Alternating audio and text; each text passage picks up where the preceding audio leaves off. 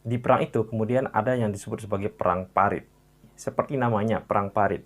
Jadi di dalam perang ini nanti tentara itu akan membuat parit-parit di garis depan.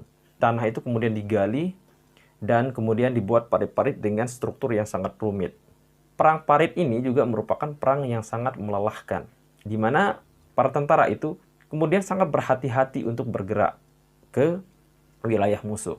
Karena kalau kita lihat di perang parit itu, ada suatu wilayah yang membatasi antara tentara dengan lawan itu, di tengah-tengahnya itu, yang disebut sebagai tanah yang tidak bertuan. Jadi siapapun prajurit yang berani menginjakkan kakinya di tanah itu, ataupun berinisiatif untuk melakukan serangan duluan, maka mereka harus menerima risiko begitu akan ditembak oleh pihak lawan. Sehingga di dalam perang parit ini, penambahan wilayah dari kedua belah pihak, dari kedua belah kubu itu sangat-sangat sedikit begitu. Jadi prajurit itu akan cenderung untuk melakukan pertahanan kalau berada di situasi perang parit ini. Karena nggak ada yang berani lewat begitu, nggak ada yang berani melangkahi wilayah tanah yang tidak bertuan itu. Itu yang terjadi.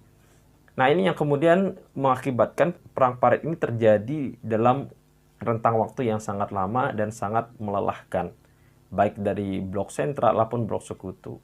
Mereka keduanya sangat capek pada perang ini. Ini yang kemudian membuat para petinggi-petinggi dari kedua belah pihak, baik dari Jerman ataupun dari Inggris itu, mencoba memikirkan solusi dari masalah ini. Jadi jenderal-jenderalnya itu berpikir keras bagaimana kemudian untuk memecahkan permasalahan ini. Sehingga kemudian dari pihak Inggris melahirkan ide yang sangat cemerlang.